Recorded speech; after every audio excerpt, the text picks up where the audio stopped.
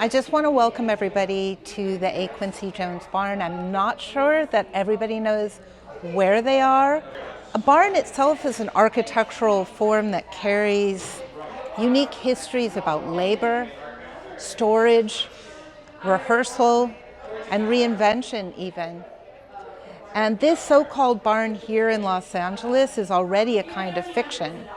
When it was built in 1950s, it was a red vernacular silhouette in a suburb, and photographers would come in here and use it. And later, it was turned into a kind of modernist cultural icon by the architect A. Quincy Jones, who moved in here in 1965 after his house burnt down in Brentwood. In this building, he had his architectural office, and this became a site of spatial experimentation. It's a structure that has already lived multiple lives. So that layered condition makes it a fitting setting for thinking about the archive of Eugenia Butler, the artist, convener, spellcaster, daughter, mother. We encounter in this space not simply stored materials of hers, but the residue of her gatherings, her propositions, her unfinished gestures, all organized by her daughter, Corazon del Sol, who found herself in possession of this massive amount of stuff after the storage unit that it was all in was eminent domain in East LA. She called me over to her house and said, "There's so much incredible work here, what are we gonna do?" And I was like, oh my God, we have to take care of this. A year and a half later, we have over 1,400 works that we've gone through, put into archival sleeves, photographed. At Metabolic Studio, we think of archiving as a form of salvage and reevaluation. Salvage because cultural memory is fragile and materials disappear. Reevaluation because nothing in an archive is neutral. It waits for interpretation. It waits for someone to enter it with rigor, curiosity, and imagination. At Metabolic Studio, we also understand resources, whether it's water, land, capital, or archives, as living materials. They can be stored or they can circulate. Our work has been to turn resources into networks of exchange that feed the web of life. And what you're seeing here is a performance of an archive, a bringing out, a sharing of it. Archives don't create meaning on their own. Meaning is metabolized through the minds and the hearts of thinkers, curators, and artists who engage them. The archive becomes less a container of the past and more a catalyst for future cultural forms. And what we really need to be thinking about today, March 1st, 2026, is what do we do about the need for post-institutional space in the government that we're living in, where the freedom to talk about cultural stories is being quickly reduced. This kind of feral, wild proto-archive happening today as we're experiencing a new aggression in Iran and around the world seems incredibly important, as does Eugenia Butler's spellcasting and the devotional archiving practice of Corazon del Sol. So I just want to make sure that nobody thinks they're looking at a curated show, because it looks a lot like a curated show. But that's because she's a genius. And we work with an incredible archivist, Caroline Assaguer, who is here somewhere, without whom none of this would be possible, not just with Caroline's archive, but we've been undertaking special projects and archiving in this building since 2010. 1 or 2 a year, and that has been a labor, a devotional labor by Caroline, and so I just wanted to acknowledge that and to acknowledge the kick-ass team of preparators that work at Metabolic Studio, and Swan, who is sitting right here. And I don't know if Dave and Aaron are here, but they pretty much put this together with Caroline and Corazon in the last week.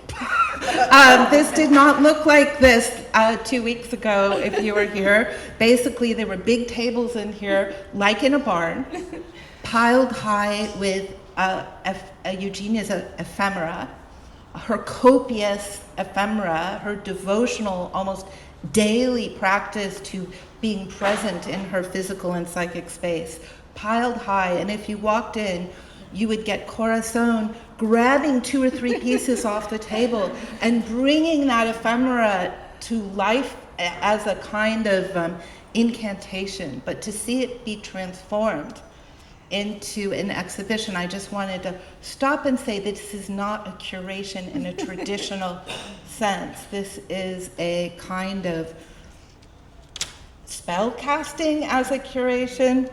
So I wanted to acknowledge that and to talk about the goals of, Metabolic Studio in proto-archiving. We're aware that a lot of things get tossed out or disappear before they get into the hands of significant curators or cultural makers. And that culture relies on the care that people take to salvage. Salvage soils, salvage rivers, salvage people's stories so that they can become part of that rich kind of fabric. So archives do not create meaning on their own. Meaning is metabolized through the minds and hearts of thinkers, curators, and artists who engage them. The archive becomes less of a container of the past and more a catalyst for future cultural form. And that's what we're doing here at the barn. And so with no further ado, I would like to say how grateful I am that we have a really critical thinker here to be in conversation with Corazon, who has a commitment to this story for a long time now. And I'll let the two of them explain that, but I wanted to at least come in and tell you where you are, what we do here, and why we do it. And also to say what becomes of all of this is still unknown. We have protected the work from disappearing, and the work is in the very able and capable hands of the Box Gallery. We have Mara and Robert here today, and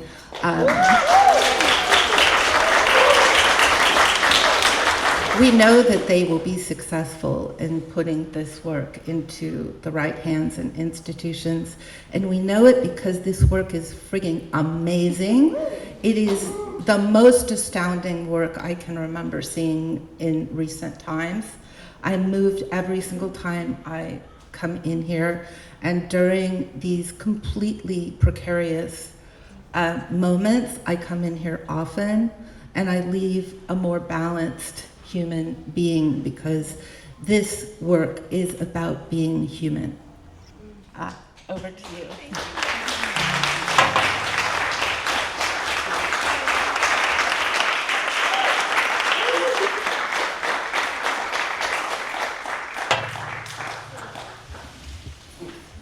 Hi. It's so nice to be here with you. And it's so nice to see all of you. There's so many people here that I friends. Yeah, who I love and also miss, and I'm so happy to share this work with both Corazon's mom's work and also to talk a little bit about where I've been over the past, I don't know, it feels like a decade, but definitely that long that I've been working on a project about Corazon's grandmother that also involves Corazon's mom. But maybe we could start there. We could start with where we met.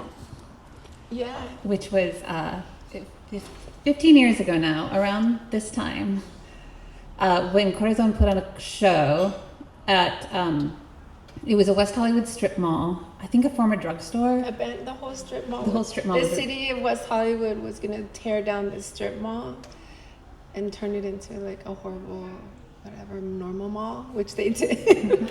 But in the meantime, we had this amazing strip mall that was abandoned, and it had 6 units in it. So we were able to give my grandmother's legacy like a real breath. So there was a show on Dorothy Anoni, a show on my mom, a special show on James E. Byers, a special show on Paul Cotton, then the big show of all of the history of the gallery. And like we just kept doing more. We did a show on Rudy Gernreich at the ICA, at the Italian Cultural Center. We did a show on the Galleria del Deposito at the also Italian Cultural. So it was this kind of Pandora's box that just had so many tentacles and opened up all over the city. So for those of you who don't know who Corazon's grandmother is, at least not in the nuanced way that we know, but she knows because she grew up with her, and I've learned over the years, is that first she was a college student, and then she was a Marine, and then she married Corazon's grandfather, and they left the Pacific Rim where they'd met during the war, and they moved to Georgetown, where he got his law degree and she became a wife and mother, and they started having children. They moved to Compton when Compton was changing a lot right after World War II in the early 1950s, and he became a city attorney and caused lots of problems and helped start the first NAACP in Compton, and then left public service, started making a lot of money, and they moved to Hancock Park. And they got there around 1957-ish, I think, which is a really important time for contemporary art in Los Angeles, because that's the year it's the time when people have started thinking we need an art museum here. And so plans for what becomes LACMA are in play. And it's a time where these young artists, including artists we know well right now, like Ed Moses and Craig Kaufman, who are associated with the movement called Light and Space, that came out of LA, are starting to be like, what do we do? Like, there's no place for us to show here. No galleries show young artists. And out of that period, 2 galleries emerge. One is Ferris, which is, kind of pretty well known now as this scene maker in LA that opened in 1958. And the other one is, these aren't the only 2. There were other things happening, as there always are. But for the sake of simplicity, the other one was Virginia Dwan Gallery, which opened in Westwood in 1959, the next year. And they all knew each other. Virginia had been at UCLA with Craig Kaufman and Ed Moses and Walter Hopps, who was never actually an art student, but was always there with everybody. And Virginia's story that's part of the project I've been working on, is Virginia's story, but 7 years into Virginia's story, Eugenia Butler enters Virginia's story, which is they'd moved to Hancock Park. She'd gotten involved in the Contemporary Art Council, which was started, it was started before the building opened, so maybe 1964, 1965, by a group of collectors who were not the cool collectors in the LACMA group, because at that time, the people starting LACMA actually weren't that excited about young artists. They were not. So the people who wanted to do this council to support young artists in LA were like, I even went and looked for the records at LACMA, the LACMA archive, and the records hardly exist at LACMA for this council, which really surprised me. But I was like, oh wow, they really weren't what the institution was excited about in these early years. So the papers for this Contemporary Art Council actually haven't even been well archived. But Eugenia joined, maybe because of her friends Elise and Stanley Grinstein, who were early members. And then she started she's just involved. She started meeting young artists, and she's still a mother at this point. I think all 8 children were born by this point, the mid-1960s.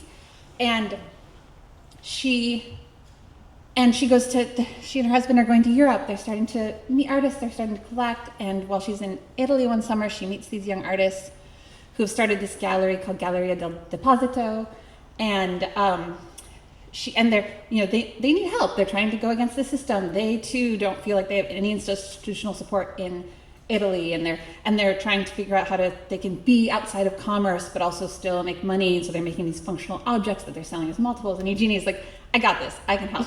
I can be their ambassador. So she comes back to LA with all their catalogs and the objects, and she starts hustling and trying to sell these young Italian artists here in LA, and that's kind of her first. They were mostly Arte Povera, from the Arte Povera movement. Yeah. Do you want to say more about it?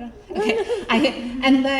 So she's doing that, and then Virginia Dwan decides she's going to open another gallery. She's been running her LA gallery since 1959. It's 1965, 1964, her marriage is ending, and she has a very good director, so she leaves the Los Angeles Gallery in the hands of John Weber, and she goes to New York to see what it's like to be in New York, because she always felt like she wasn't good enough for New York, that the New York galleries were the real galleries, and her gallery was like this weird outlier. And while she's there, she decides to open a gallery in New York, and so then she has this thing which no other young woman who opened a gallery in LA has done, which she's got a bi-coastal gallery, and then in LA, John Weber wants to go on vacation, and he's never been to Europe, and so he needs somebody to fill in for him, and somehow, I do not know how, I cannot find it in the records, he asks Eugenia, and so that's kind of where her career in the arts starts, through this summer being the acting director of Dwan Gallery, and after that, it kind of just keeps going. By 1967, she's joined forces with another young woman, Rico Mizuno, and they're running a space together on La Cienega called Gallery 669. And that's where they first show Ed Kienholz. Kazooth's first show. Joseph Kasuth, some of the work from that show is here. They show Ian and Ingrid Baxter, who are a couple making work, a Canadian couple who's too weird for Vancouver, so they come to LA, and they find it, and people like them here, and so they showed some of their work they were making things under the company name Netco, and Anything and Company, and so for a year, Eugenia and Rico show together, and then Eugenia, they part. It actually ends badly. Rico. My grandmother drives Rico crazy, basically. And Rico was like, your grandmother drove. She gave me hives. She gave me so much stress. I got hives, and which makes sense because my grandmother was kind of crazy. She called her a vitamin because she was so energetic, and she would come in because Rico lived at the gallery, and Corazon's grandmother would come in and just like wake her up in the middle of the night. It was chaotic. Rico had to get out of that situation, and then Rico stays and starts Mizuno Gallery, which is also a really wonderful space that's part of my book. And then Eugenia moves up the road and opens Eugenia Butler Gallery, and that's a really exciting, wonderful space that shows a lot of artists that you know well now, and a lot of artists that you don't, of course, but because that's how history works. And but at this time, Corazon's mother, by the time Eugenia and Rico teamed up at Gallery 669, Eugenia Perpetua Butler, Corazon's mother, was at Berkeley. She'd left early to go study at Berkeley, and she was becoming an artist in her own right. and I'm gonna say, yeah. Just bring it back to so in 2012, it was Pacific Standard Time. I was growing weed up in Northern California. I was just like, I had moved up there because my mom wasn't doing well, so we needed to like kind of get out of LA. She had so much conjoined her value as a human being to the art world, and the art world to her parents, that it gave her kind of a perpetual stress. She saw her lack of recognition as sort of this reflection of never getting her parents' approval. And so it was this compounded stress that she had being in LA. And she had heart problems, and so the doctors had told me that she was close to maybe, she could die easily with what was going on. And so I was dancing, living in India, studying dance. I didn't have a bank account. I was like, and we went to General Hospital this one day. I was visiting my mom, and my mom's like, I don't know, they just keep telling me that like I have heart problems, but it's not true. It's just because they stress me out so much. Like, will you come with me? And then I won't be stressed. And I was like, yes, let's do it. So we went to General Hospital. My mom never had money. So of course she never had health insurance. She could barely pay the rent. She could barely pay for food. Her whole life was dedicated to these works that you see, to buying pigments, to having the time to do this stuff, to think through these things, to make meals for people. She wasn't like there was very little wiggle room for her. She was so deeply devoted to this work though. And so we go to the doctors and General Hospital, and the doctor did something that was probably illegal as a doctor, but it changed my life. He took me aside and said, what are you gonna do when your mom has a heart attack and you're gonna be her nurse because you guys don't have insurance, and you're gonna be wiping her ass basically. And I was like, what the fuck? And so I left India. I called my family. I was like, I have to make money. Like, how can I make money? I have to take care of my mom. And they were like, well, you know how to garden, so we can get you a job working on a weed farm. And so I did. I went up. I did super well. It turns out I'm really good at growing weed. And pretty quickly, I brought my mom up and got her a house and got her settled. And it was the first time in her whole life I ever saw her relax. It's the first time I ever saw her happy. It's the first time we had money, so she was just like so happy to not have the stress. And then 5 years later, she passed away. But and then whatever, I kind of went off the rails a little bit in my life. And Layla was working in Pacific Standard Times with the Getty, and as a worried friend, because of what I was doing in my life, she was like, you know, you and your mom always would talk about, me and my mom had always made plans to do something about my grandmother's legacy. But it was, you know, in the future. I never thought my mom would pass away so young. And I was like, yes, I want to do a show on my grandmother, but like naively, I remember I was at a dinner, I came down from up north, and I was at a dinner, and they're like, oh, you're moving down to LA for this show you're working on. I was like, oh no, I'm gonna like do it in like a month. Like, and everyone started laughing. And I remember looking around being like, why are they laughing at me? And I realized that it was gonna take so much, I mean, it took so much work. I think I ended up working for like a year on the show with Layla. And there was nothing written about my grandmother. Like, she was maybe like footnoted in a few books. And so I had to go, luckily it was 2012 and a lot of the people were still alive. So I went and did oral histories, video interviews of most of the artists, anyone who was around. And then we put together this amazing show. He borrowed a lot of work. When my grandfather died, me and my mom borrowed money from all these people and bought back a bunch of the work from Bonham's, and Bonham's had an auction. And we were able to buy a lot of the work that we liked, not the famous big work, but the work that actually meant something to us. And so we put on this show. I put on this show with Land, with Shamim Momem and Layla, and it was so amazing. It was such an amazing project, because also I think part of what happened was I really realized, I was sort of naive. I didn't realize that because I left after high school. I didn't graduate high school. I just had this like super wild life and came back and was like, yeah, I'm gonna do this show on my grandma. I remember at one point Shamim looked at me, she's like, do you even know how famous all these people are? And I was like, no, what are you talking about? Like, but it turned out that my history was really kind of fetishized, but fetishized in a way that I wasn't even allowed in my own history.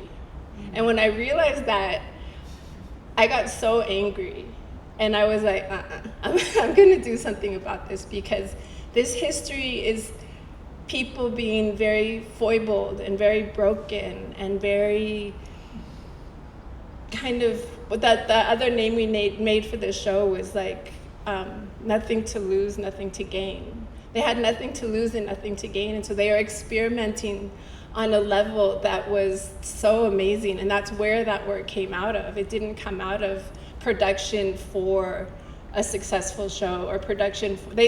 Most of the shows at my grandma's gallery, people didn't show up. You know, Richard Jackson was her assistant, and there's a really famous show she did called the Staple Cheese Race with Diderot, and he's like, 50 people came to that show, maybe. You know, and now it's like so fetishized and so historicized and so rarefied. So many art historians have written about it. I wouldn't be allowed probably it was hard for me to get into the Getty at one point, to be able to like look at the papers on my own family, you know, and it made me just so angry at the way that these systems have been hijacked and turned into something we're not allowed into, when the work is so deeply about being human.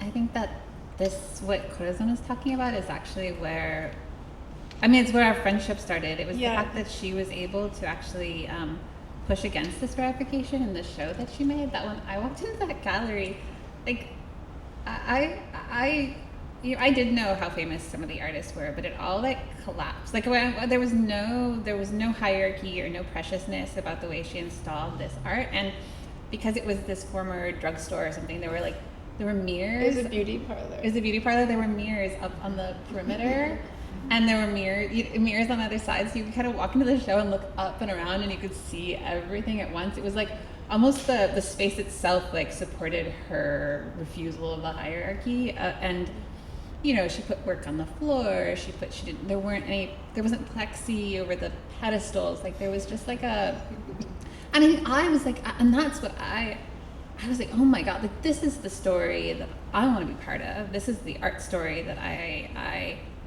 this is why I came to art, like this feeling of experiment. And then we sat on the floor for the interview. Catherine came to do an interview, and we just sat on the floor and talked for hours and became lifelong friends. I just came back like all the time after that, and then kept coming back. For 15 years. Yeah, we've been close friends for 15 years. So. But it's out of a shared dedication to those gestures. It's out of a shared dedication to the creative force. We had the other day we were talking. I was like, what are we going to talk about? You know, we just started talking about my mom and just the moment that we're living in and what it feels like as creative people. And we were saying, you know, I was like, it's so interesting because, you know, like this piece behind me is a spell for money. It's a critique of the money symbol. It's called 7 League Boots. So it's a reference to the money symbol as an alchemical symbol about the goddess. But so she's basically saying like, hey, this history of this is a magic history of worshiping like the force that animates everything. And yet somehow through empire, it's been able to be turned into something that hijacks and maintains our separation from everything. So it's a really fierce critique, but simultaneously there's these desperate money symbols with her finger put in because she needs money, you know. And so like all through her writing everywhere, you see like if nobody's understanding what I'm doing. Should I change the way I do it? Maybe if I did this, people would understand me or like my work better. But she wakes up the next day and does the same thing and more esoteric every day. And we were talking about that, and Catherine was like, you know, I think what it is and what's so amazing, what you said was that it used to be that I thought that people were refusing those systems. And she's like, you said, and now I understand that they can't do it any other way, that they're, what did you say? I don't remember what I said, but I know what I've been thinking about, which is that when I started this project, I thought I was writing about, and I wasn't totally wrong. Like I was it felt very important to me that these women had been excluded for a reason, that it wasn't, you know, yes, of course, it's the patriarchy and it's the way history is written and it's loud men taking the attention, but also they were choosing to do things in a way that didn't lend itself to an easy historicization. And I thought that was really interesting. And I used to try to, and I was trying to figure out how do I honor that the way I write. And I when I first started talking about it, I said they were refusing to participate, that they were choosing, I would talk about it almost as if they were choosing obscurity. And then I realized it was totally wrong. No, they weren't at all. They wanted to be known. Like, they wanted to be in the written history. They just, they were refusing to change the way they did things in order to ensure that it happened. They were so committed to their vision. Yeah, they had this, and Virginia Dwan used to say all the time, I don't like talking about art. I don't trust words when it comes to art. I prefer not to talk about art. And at first I was like, oh, she doesn't want to talk about art. Like she doesn't want to be, she wants to be quiet. She wants to recede. And I was like, no. She's making arguments. She's like, art should not be talked about. It should be experienced. That's what she was saying. She was saying, I don't want to talk about it because we're not supposed to. That's not what this language, that kind of language isn't the right language. And it took me a while, like of seeing her say it again and again, and then hearing her talk really eloquently about art, to be like, Oh, no. She's making an argument about how things should be recorded and how they should be talked about and how they should be historicized. But she's not going to change the way, she's going to keep making this refusal. It was like she was insisting on telling the story the way she wanted it to be told, and that story wasn't the same marketable story that her direct counterparts, Walter Hopps and Irving Blum, who were running Paris, they were very into telling a story that was about newness and about the avant-garde and about advertising. Yeah, they were really good at advertising. And Virginia was like, she actually, I think she said something like I don't, I like artists who aren't pitchy. She liked that. She liked artists who weren't pitching themselves. That was who she wanted to support. But then it's easier to get a pitchy artist. Well, when everybody, which is definitely was the case then and is even worse now, where everybody has been so formed by like the language and the gestures of advertising, we don't even understand. So many people can't even comprehend things that are out of that language of advertising. So it's like the language that's about the invisible, the language that is about that asks you to be deeply present and deep listening and deep sense making rather than being told and shown. It's a much different logic, and it's not the predominant logic. So it's hard, it's scary, you're taking a lot of risks doing that. But I think from that conversation, I've been thinking so much about it the last few days since we had it, because the time that we're living in it's a pressure system, and it's pressurizing us to try and form ourselves into these shapes of advertising or into these shapes that are known. And that's the worst thing we could possibly do, because the thing that we need so desperately now are the spaces that, what are we deeply committed to? What is the place that I don't even understand why I'm committed to this, but I wake up and I still keep doing these things? Me and Anais were talking earlier about that process of art making, and when you have this thing that you don't even know what you're working towards, but you just keep working towards it because you can't do anything else. And those are the spaces where the real information and the real discovery and the real connections happen. But the system isn't really set up for that. And I think those are the things that we like we have a shared love of and dedication to.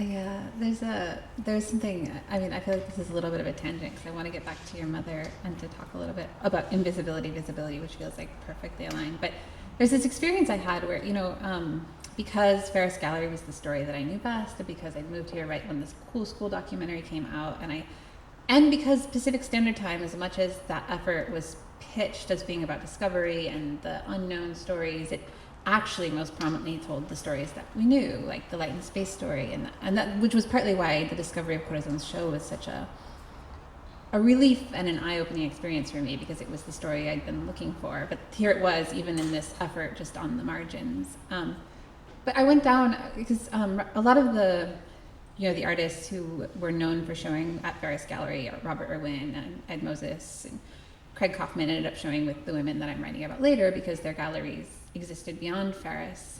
And when I went down to talk to Robert Irwin, I was just like, my mind was blown, because he was like, Ferris wasn't it. Like, it wasn't for me either. Like, that actually, what the experience showing with Riko Mizuno, who we showed with later, he was like, she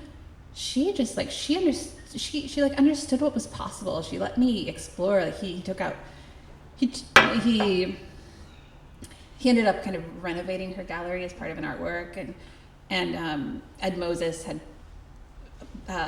taken out part of the ceiling, and then Robert Irwin made it intentional skylight, and he played around with, he played at Mizuno Gallery in a way that he hadn't felt like he was able to play at Pace or Ferris, and he was like, she was the real one. Like, that was actually what I was looking for. And he's like, and there are all these stories about Ferris and they're like, they're all wrong. Like, it's not what it was. Like, at Ferris, we had no idea what we were doing. We were like posturing, and it was we were all blowhards, but at Mizuno's gallery, we were actually doing something. We were making art. I was like, oh, okay, so even that wasn't, this story that isn't even his story, like the story that he's the main character in, and that was really revelatory for me. When I was younger, I remember asking my mom, what's the difference between design and art?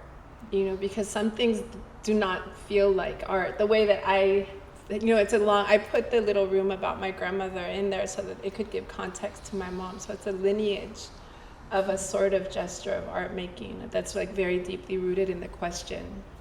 And my mom's answer it was so formative for me, because what she said was, design is an answer and art is a question.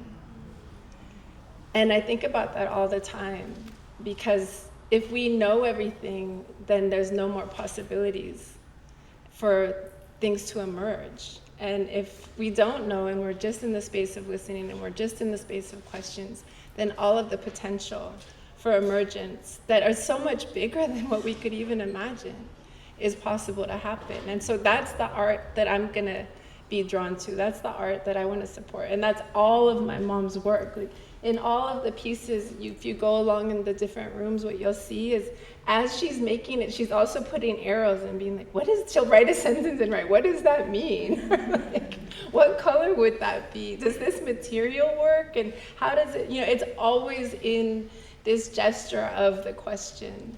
And then just like another side note, when I was doing the oral histories, it was really interesting because, like, in terms of the art and space, I was interviewing, I think I interviewed Jimmy Ganzer, and who else? Ron Cooper. And Laddie John Dill? Yeah, Laddie Dill, I think. Anyways, I gave all my interviews to Catherine, so she was way more versed in them than I am. But they were talking about how they all had studios in Venice, and they had this like soft competition going. They weren't even vocal about it. That first they were making art, and then one of them like wanted to bring more light into their studio, and then suddenly they all started tearing down their studios and competing for who could bring the most light into their studio. And I was like, were you guys talking about the competition? And they're like, no, we would just go to the bar after and act like everything was cool. But like secretly, we are all competing to bring the most light and space into our studios. And they were all doing acid and mushrooms, So that's the real history, which if that history was told, we would be allowed in it. We would be like, oh yeah, I totally get that. But the way that it's told is so rarefied. I saw a talk and they were like, I don't know, there was this obsession with light and space. And you're like, no, dude, they were like on acid. And like just tripping out on like light. It was a much more human scale thing that was going on. But yeah, anyway, sorry. I was so there's one thing that, I don't know, it comes up so much with Corazon's mom's work, which is like, and it also is related to this, like visibility versus invisibility. Like, for me, I just was revising a chapter where Eugenia and Rico, right before they split up, they showed an artist named James Melcher, who had been Eugenia's professor at Berkeley. And she had come to him her second to last year, I think her junior year, and she said, I wanna, and he was experiencing, like he'd studied with Peter Volkus. He was as a teacher, just like, in this moment of being like, how can my teaching be my art practice? And he was having students go out on adventures and explorations and scavenger hunts during their class, and then what they brought back would be the art. And so when she came to him and she said, I want to leave for a year and I want you to give me all A's. I don't want to take the leave of absence. I want you to give me all A's. Like, I want to be invisible. Like, I'm actually going to leave, but then you have to treat me like I'm here. And this is part of my project. Can I do it? And he was like, okay, sure. And so then she stayed in Berkeley. And this was when she got really started studying magic alchemy. And invisibility and alchemy. She was like, fuck dematerialization of the object. I want to dematerialize. And so she's like, I'm going to study invisibility. And it led her to a place, because she also came from a lot of trauma and sexual violence. And I think art making was amazing, obviously, as a tool for processing, but I think she was looking for something more. And in this process of discovering invisibility and reading all these alchemical texts, like, I don't know if you had a chance to go in that first room. All those veils are ancient alchemical formulas from a Sufi alchemist for the birth of the universe. And I think that those queries and those lines of understanding really lent more to her, or gave more to her, led her more towards a reconstitution of herself, which is what she was looking for, than just the simple art practice. And so she pivoted towards alchemy and magic, and made this kind of, she invented this hybrid of like poetry, alchemy, magic, color. I'm still understanding what it is that she's done, but it's so magnificent. I don't know. I think that maybe it would be amazing if you could talk more about that too. Like, what it. The whole time I've known Corazon, she's been exploring her mom's legacy. When she first had that show, Perpetual Conceptual, she did do a sideshow that was her mom's work, and this is also an aside actually. So her mom has this amazing piece called electric cord piece, and it's just a cord that plugs into one plug, loops around on the floor, and then plugs in again. So it's just two. What do you call them? The parts that two males, or the parts that go into the wall. That is and it's really elegant and powerful. I've seen it a few times, and but the first photograph of it is right, just a year or so right after she graduated from Berkeley. A year and a half after she had this incredible year of discovery and disappearing and learning about magic, and it's installed at Gallery 669, which is the gallery that Eugenia Enrico's shared, because it's the floor, that's that parquet floor. It's like, it's that gallery, but she's not on the schedule. Like, there's no installation. It's not an acknowledged exhibition. But this photo, like the installation itself it's stunning. It was like she did this stunning show at this gallery right before or right after Joseph Kosuth showed his Nothing paintings, which are, now renowned in the history of this move toward conceptual art, and the idea as art. And I think about that a lot, because you said, she said fuck the dematerialization of the object, but she didn't actually say that, because Lucy Lepard was just coming up with that terminology when your mother was doing these experimentations. Like, she hadn't, that language hadn't even become part of what people. That actually came out of an interview with Paul Cotton, where he said that they were learning dematerialization of with the James object. Melcher? With Jim Melcher that semester, yeah. Interesting. So he was like. That was what the kind of theme of that year of learning was for them, was the dematerialization of Oh, that's object. really interesting. So that language they were part of that language emerging. They were part of it, yeah. I think it was a zeitgeist that was sort of just happening. But then what I was... one of the things, the electric cord piece, what's so beautiful about it is it shorts out the wall. If you put the two into it, because they're both males, and so if you put the cord into the wall, it shorts out the wall, and which is a beautiful kind of poem, right?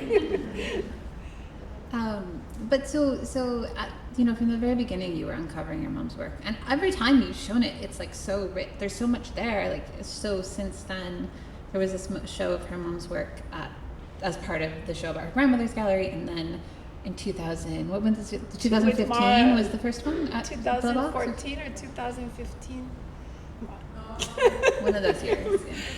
And then, yeah. Anyway, you had like three shows of your. Yeah, 2014. And each time it feels like you find this trove. So what has it been like to be here? I don't know. It's been life-changing. It's been, it's been life-changing in so many ways. I think the heartbreak that my mom felt for never feeling supported or seen is the opposite experience that I've had in going through my mom's archives and work. Is the level of support and love in the understanding of her work has been so deep. I mean, everyone in this room has probably played some role in the support of understanding my mom's work because they think it's important work.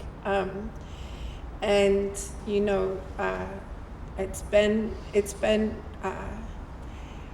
to be able to have the entire body of work in one space and to get time, because they are spells, and she literally is kind of, there's all of this hidden, there's so much hidden in the works that even I will have works that I've been going over for a year and then walk in one day and see something totally different, a hidden sentence or a hidden gesture in the piece. And so they're just infinitely kind of revealing themselves, which is, I think, how she made them. So they're made to be present with over time, which is not an experience I would have ever had, because, you know, everything is in storage. My house isn't big enough to have these works up, you know, so it's like, it's been, you know, it's been life-changing. And also to understand the depth of her practice has been really dumbfounding. You know, I talk with Carolyn all the time. We're like, how many lifetimes did she have? Like, this seems like the work of multiple lifetimes, because it's so dense, and it's so, just the writing itself is so dense, and then the works themselves, and then the journals, and then there's so, like, the level of different practices, and the, you know, kitchen table, the Book of Lies. You know, like, so she went to Berkeley when she was 17, and so in the period that I just wrote about, you know, the part that I just revised, she must have been 20. You know, she was so young, and she was already producing these pretty incredible bodies of work. And if you think about it, if she was always she journaled really religiously throughout her entire art making life, you know, it just started like that accumulation of thoughts, like more thoughts than but yeah, obviously it translates into objects now as you're moving through them. It's a devotional practice. It really is a devotional practice, and it is this hybrid. It's not, I mean, it really kind of begs the question of, like, what is art? You know, that there's these places that she writes about, like that. There's this one piece over there on the table, and it says, being is the experiment. That being alive is the experiment. That is the work. That is the, you know, and the experimenting within being alive is the work. And that's really kind of what every gesture is about. And she was so deeply devoted to those practices. I think, you know, I really think of art as a tool. For me, I know, having had a pretty rough life, and you know what happens when you do have a lot of pain in your life, and I think no one escapes that. I think all of us come from so much pain that what it does to our brains is it creates these fissures, and we become these kind of broken creatures that just keep self-attacking in all of these different ways. And art is the tool that I know that has most successfully helped with the shifting of that tool to self-attack into wonder, into inquiry, into intimacy. And that's something that I learned from my mom. I think there's something so when Corazon and I first became friends, I was writing criticism and journalism pretty actively. Writing this book and having kids, I've taken Twins. a break, but she would tell me a lot that, like, yeah, but don't just, like, yes, criticize the system, but also, like, figure out a way to live in the space you want to inhabit. And partly she was saying that because she was trying to figure out how to do it too. Like, it was like she wasn't telling me something she'd figured out how to do. I feel like our whole friendship has been both of us trying to figure out how to do that. But with this book, in a way, like, spending 10 years just writing about these women's projects and tracing the networks and the people who pass through, and and just like allowing myself to spend time in that and not think, and also I've stopped, I kind of at a certain point I stopped making an argument. Obviously the whole project is an argument, but when I first started I was very much making an argument, like this is a different story, here's why it's a different story, here's why it's important to tell the story, and then, then I just stopped doing that. Then I was just in it and telling the story, and that's been just the best. That's so much more fun. I'm just like inhabiting that space of possibility and trying and getting to think through all the nuances, which honestly, like, my subjects didn't always get to do, and your mom didn't always get to do either. Like it's kind of a gift that this work of looking backward allows us in a way. Well, I mean, according to Eugenia, time and space are irrelevant and don't exist. So in the corner over there, those are all these time-space quantum donuts, and that's like in quantum physics how they register time and space. It's just this ongoing kind of cycle that's happening, but it's not the real event that's happening. And so it's like we're getting this luxury to look back, but in looking back, we're also processing very deeply this moment. You didn't finish, I think, in terms of your book, but tell all the people who are in it, because you just said Virginia and my grandma. So it starts, chronologically it's Virginia Dwan, and then Eugenia Butler, and then Rika Mizuno. It's very intersecting for, like, in a way. And then Suzanne Jackson, who actually was outside of it, mostly because she was a Black woman running a gallery that showed Black artists, and the art world was pretty segregated at that time. Like there were some crossovers actually, like Malcolm Lipplener, who was a photographer who photographed Eugenia's gallery, knew Suzanne very well, and was actually the first person who told her that she should go seek out Charles White, who ended up being, like, changing her life. But there was, but Suzanne didn't feel like she was part of the scene that these other women were part of. So and then the final woman is Claire Copley, who opened a gallery on La Cienega in 1973. So that's the arc is from 59 when Virginia opens to when Claire closes in 77. And then Rico actually closed for a while in 76 and reopened, but I don't follow her through that second chapter. And the story actually, they're all women, they all run galleries, but it was kind of like that wasn't actually what drew me to them. Eugenia wasn't the first one I encountered, but when I saw Corazon's show about her grandmother, that's when I started to see what I wanted to do. I was like, I want to tell art in this, that feels this. I want to talk about art in a way that feels like this. And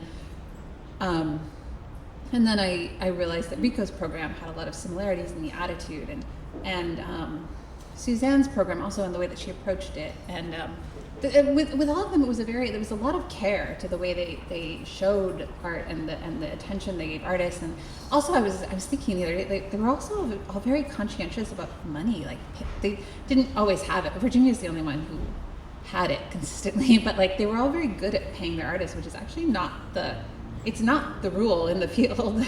So there was something about them that brought me to them. It is, I think that them being women had something to do with the attitude that drew me to them, but it wasn't the gender or it's like they announced themselves to me, and I was like, okay, here's the story. These are my people. They're the people I want to follow. They were committed to experimenting. Yes, I think that was it. And the book is called She Wanted Adventure, and it's something that Ed Moses said about Rika Mizuno that I also latched onto. I was like, okay, yeah, that's it. That's what they wanted. It was something about life. It was about the life they wanted to live. Actually, Virginia Dwan's daughter told me something recently where she was actually talking about why she ended her first marriage to Candace's father, and she was like, she's like, it wasn't aspiration exactly. It wasn't quite ambition, but she wanted more. Like she wanted, there was something deeper. Else. Yeah, there was something deeper that she was looking for. She was searching. Should we open it up for questions? Yes, absolutely. Does anyone have questions or anything they want to talk about? You kind of alluded to this a little earlier, and I don't know if it's too personal, but you talked about the relationship between your grandmother and your mother, and how she felt about her becoming an artist, and how my grandmother felt about my mom. Yeah, it's a very charged history because basically my grandparents were Irish Catholic, and I don't even think they were that Catholic, but then suddenly they became super Catholic because they were very aspirational. They both didn't come from money. They came from like a lot of struggle. And because my grandfather was able to make money as a lawyer, suddenly there was this kind of American, West Coast American identity that they started to perform, and part of that was to be very Catholic. And so my grandfather had, my grandmother wanted to be an artist, and he basically forbade it and said, oh, you can be a gallerist, but you can't be an artist. And so her gallery practice is very much an art practice. It's very much, the reason she was able to go so far to the edge of like what is art and what is performance, and she was always pushing everything to its edges because she wanted to be, they were her ways, it was her way of articulating her own practice of art making. And then my mom did become an artist very young, and she was showing internationally, and my grandmother was jealous. And then it's a crazy history because my mom left. I was raised in Colombia. My mom moved to Colombia and raised me in Cali, Colombia. And so she left, she completely left the art world. And my grandmother closed the gallery the same year and started going around to she went to Documenta and did a performance. It's like a pretty famous story where she was doing these life performances. And it's interesting, just side note, is one of the interviews I did, because with everyone I interviewed, I would ask about my grandma, I'd ask about my mom, I'd ask about James Lee Byers, who was very close to my family. I'd ask about a certain group of people over and over just to get some consistency.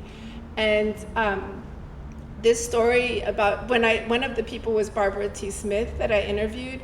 It's such a beautiful interview. I have a friend who's like, you guys have to publish this interview. It's like hours and hours long. But what was so amazing is that she's the only person that really recognized what my grandmother was doing as art, that these events, these happenings that she was doing were these amazing performances. And the one that's kind of cult famous is she went to Documenta. She had a double mastectomy, and so she went to Documenta and as Lady Godiva, and she had a white wig, and she was naked.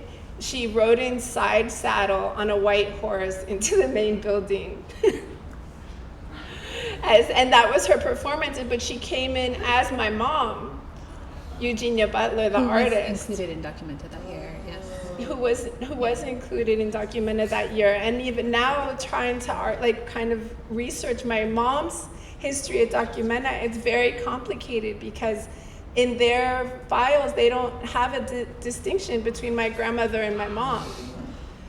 And it's also like the reason Corazon's mom couldn't come is because she was giving birth to Corazon. So it's like She left the family as an artwork, as a performance piece. I grew up with my mom. She'd be crying, and my grandmother was a very destructive woman, but within that was a lot of really deep intelligence. She would be like, she would tell me this story about how she left her whole family because she started having an affair with Paul Cotton, who had this costume as like a bunny, the eternal rabbit, and he had a hole cut out for his genitals. And so my grandmother got a matching outfit with a hole cut out for her breasts. And they had this bus. There's pictures of all this stuff in the little room. They got a bus and painted all of this eternal beingness on it and stuff. It was a panel bus. And she came in, she called her whole, she'd become when I was interviewing Elise Grinstein and some of these women, they'd be like, your grandmother was the most elegant. She was the most sophisticated. She had really performed this sense of kind of avant-garde elegance, to its fullest. But really, she was just a freak that wanted to be an artist, and she came in. But she also was a mother of 8 and a wife of this like very abusive man, and was performing, you know, she was like a really amazing French chef. Like, I've done a lot of pieces about cooking as torture. I mean, I love to cook, I'm a chef, but French food as torture. You know, like, when I was a kid, my mom gave me my grandma's French cookbooks, and I was like, what the fuck is, you know, these are so complicated, these recipes. Like, and also this kind of expectation of tediousness as sophistication and performance, and no offense to French people. Because they're French.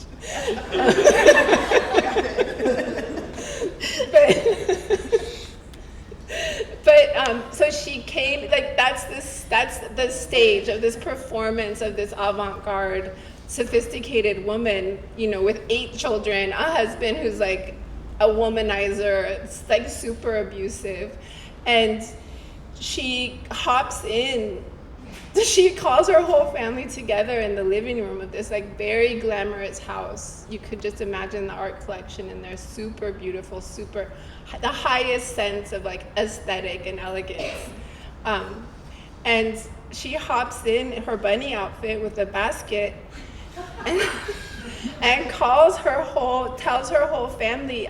She just waves to her kids and her husband and says, I'm not gonna be your mother anymore. She had 8 children, the youngest one was 9, the oldest one was my mom. And she also goes to her husband, bye, I'm not gonna be your wife anymore, I'm leaving.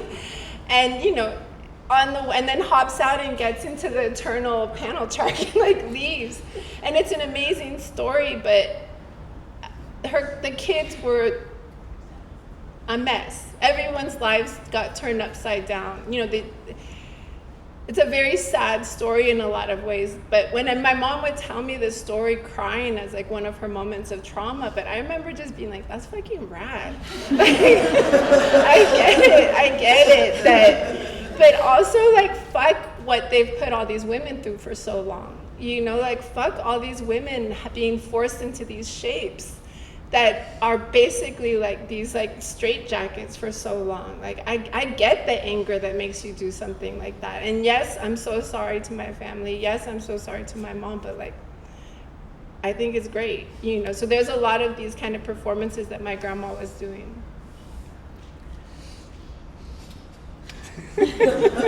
Sorry. That was a great answer. Any other questions?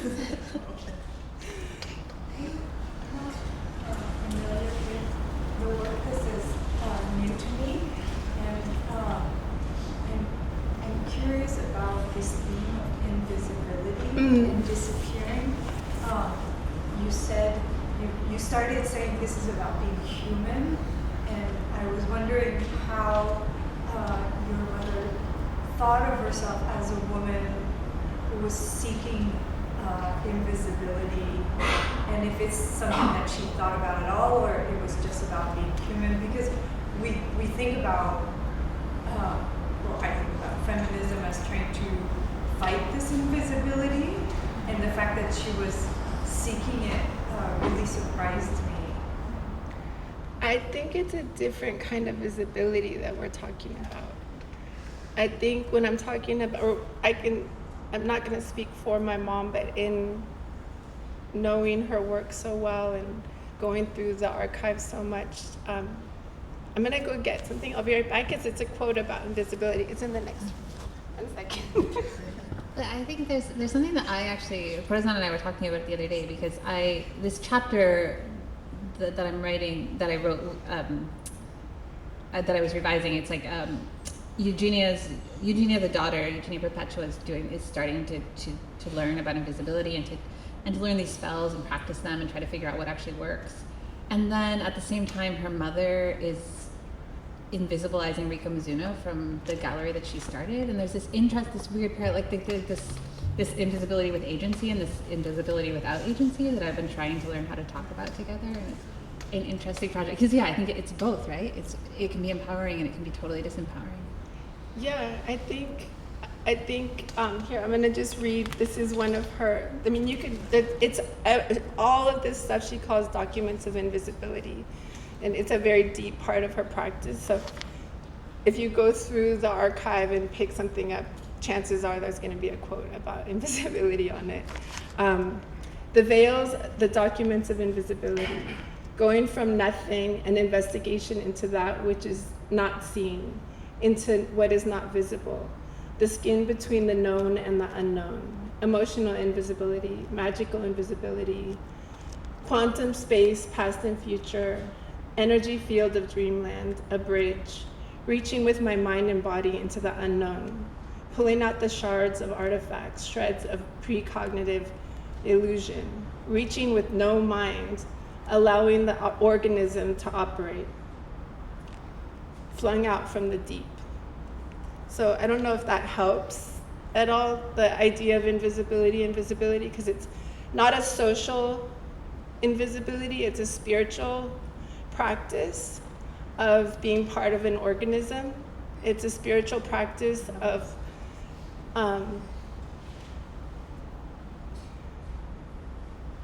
kind of going so deep within yourself that you start to understand the deeper aspects of being alive, that there's more to life than just our day-to-day stuff. There's that, but then also the irony, which another art historian wrote about, or art curator, Valerio. He wrote about how her search for her life's work around invisibility, but then the irony that she suffered so much from being invisible as an artist. And in a way that maybe, and I've had a few people say this to me, that like, maybe even though she suffered for never being recognized, maybe this is the moment she was meant to be recognized. It's not by chance that the Epstein files are coming out at the same moment that she's being recognized. You know? Does that make sense? A little? No? Does it? No? May I? Yeah. Speak to that? Just Yeah. because Stories of old friends, family friends. who was often traumatized by going into that home. Yeah. It was so traumatic, really energetically, even without knowing directly the stories. But I knew most of your mother's brothers and sisters. It was truly A lot of violence. a lot of violence, a lot of internalized and between. Yeah. Traumatized beyond belief. The effects of trauma and what it does to us. Both parents were extreme Yeah. in many ways, but something of it, what you're talking about, being visible also as an artist. I know that I was educated in the 70s, and it was the era of all this conceptual art, minimalism. It was so much towards immateriality, but not in the sense of personal invisible. It was more about the physics of materiality, and can we speak about a life and living and aesthetics without having to constantly position an object. So there are many levels and layers to this notion of what is visible, what is invisible. And a lot of conceptual artists work with this notion of a dematerialization of the object, not just the physical, but the object, because the art will also have, become very physical, and continues to be commodified physically. So there's constantly this, artists are constantly fighting this. But I think part of it too is that, like, because she came from so much pain, she had a sexual relationship with her father. Me and Mara found out. I knew that my mom had been molested by her father. I was also molested by her father.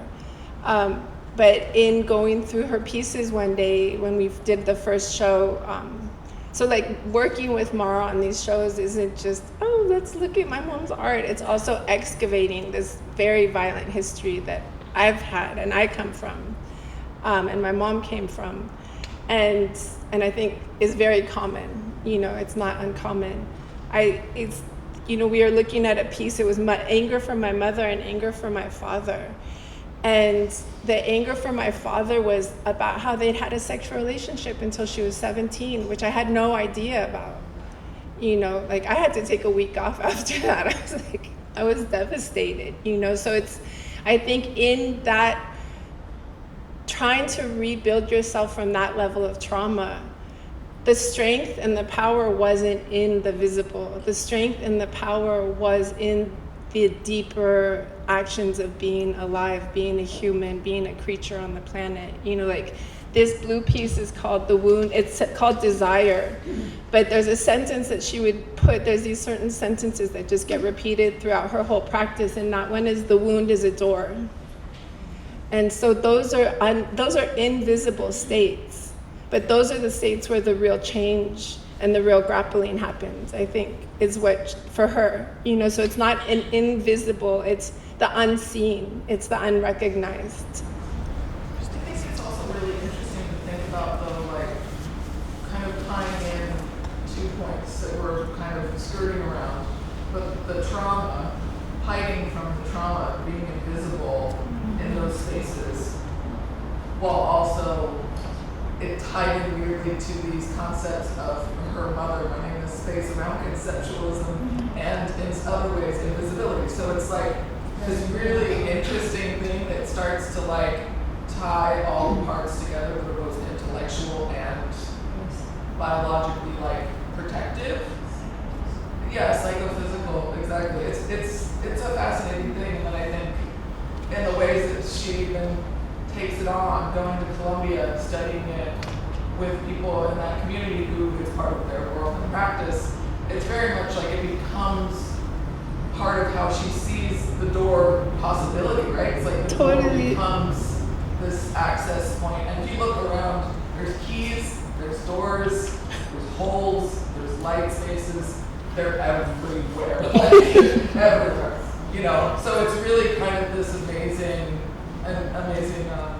The furthest one, the shape in the red, it's a tool for navigating a broken world. And so, you know, when I was a kid, I was having to navigate pretty extreme violence. And my mom maybe wasn't the best at being a mom and protecting me, but she did give me tools. And so she would have me imagine, she'd be like, okay, let's like lay down and let's visualize and imagine a tool. You know, I'd be like, I don't know how to handle this situation. And so I would visualize, she taught me to visualize using my mind's eye, using my imagination. Let's invent a tool that you can hold and carry through this super violence that you're having to walk through, that will protect you in some way, or that will inspire you to find a good path. You know, like, I would be like, how do I know if adults are like, most of them seem like they're lying. How can I tell when they're telling the truth? Okay, let's make a compass. Let's make a tool so you can help figure out what is truth.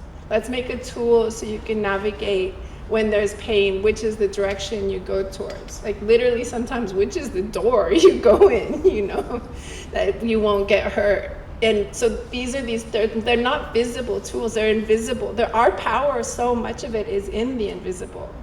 And I can say that for my healing is so rooted in the invisible.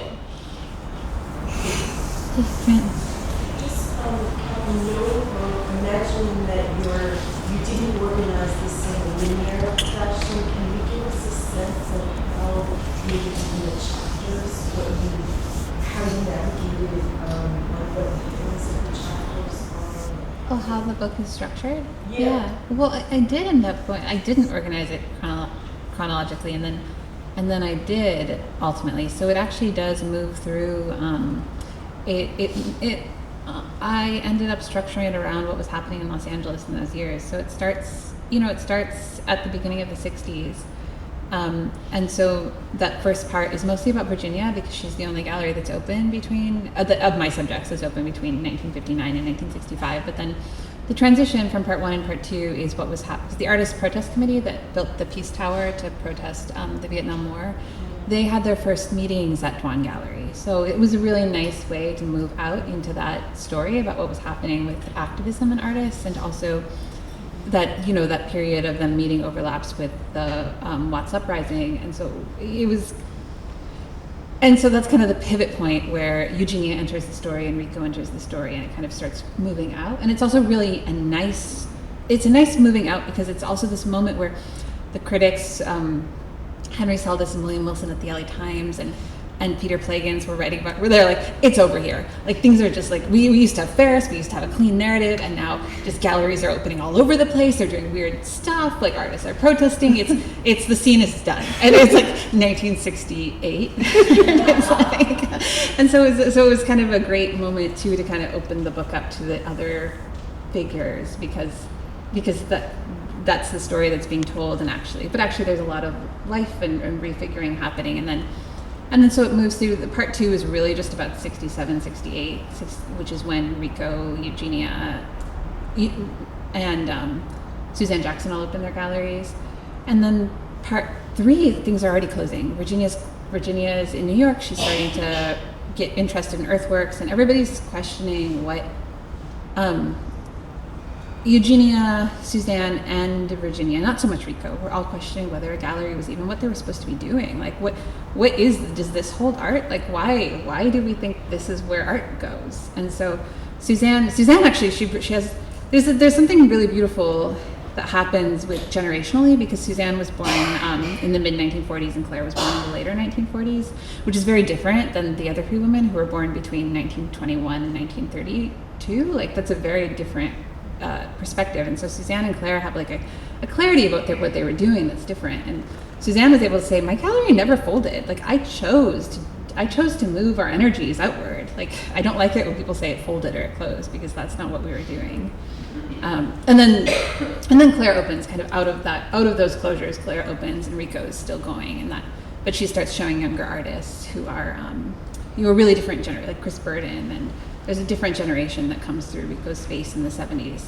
And alongside the Ferris artists, like Robert Irwin and Ed Moses, and then Chris Burden and Jack Goldstein. So it's this energy of like performance art with these guys who are associated with the heyday of light and space coming together in Rico's space. And then Claire is experimenting. The whole time she's experimenting, she's questioning whether a gallery is even the form for art. And when she closes, as Dorit knows really well, that's the question, is like, what else can we do? How can we support art projects that aren't actually meant to be sold or live in galleries? One other thing is, I didn't, because Suzanne was getting money for the Black Panthers. Mm-hmm. It was that moment my grandma was getting like money for the Black Panthers. The Black Panthers have a role in the story, right? Yeah. They have a really, Suzanne did Suzanne did a show of Emory Douglas, who was the Minister of Culture of the Black Panther Party, and also a album release for Elaine Brown.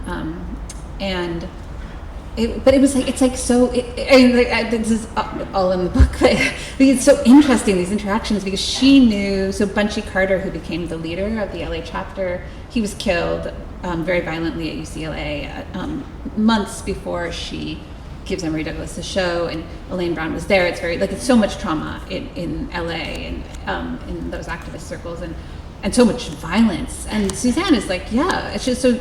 Oh wait, Bunchy Carter. What was I saying? Oh, Bunchy Carter's. I don't know if they were married, but his partner, Suzanne knew her from back in San Francisco. They'd been in a wedding together, and so Bunchy Carter's wife comes to the gallery and is like, "Can you show? We're trying to get money to start a free breakfast program in LA. Will you do this show and this fundraiser?" And she's like, "Oh, I know you. Like and so they reconnect, and it's a really formative experience for Suzanne in a lot of ways, because the Black Panther, some of the leaders don't like her what she's doing. They're like, "What do you do? Like, why are you making these figurative, whimsical paintings? Like, do you see what's going on in the world?" And she's like, feels very judged unfairly by that. But then also her whole life changes after she does this, because she's under surveillance constantly. Like, it's like, it actually, she paid a huge price. Not that she talks about it that way at all, but things change a lot for her when she chooses to align herself so publicly with the party. Any more questions? No? Okay. Thank you. Thank you so much.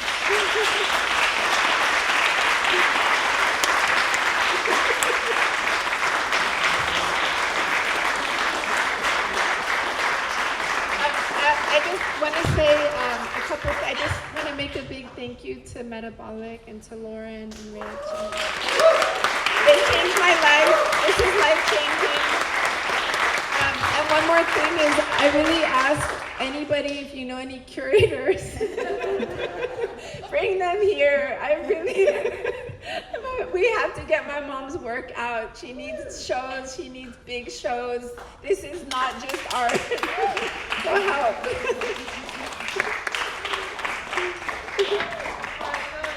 Yeah. Just to also say that this collection will be here through through the end of April and is open by appointment. And so please do feel free to come back and spend time here yourself. And so, yeah. And I can give you tours through all the stuff that's, it's dense. All the different bodies of work are dense, and I love giving tours and explaining the different bodies of work and what's happening. So feel free to reach out to me.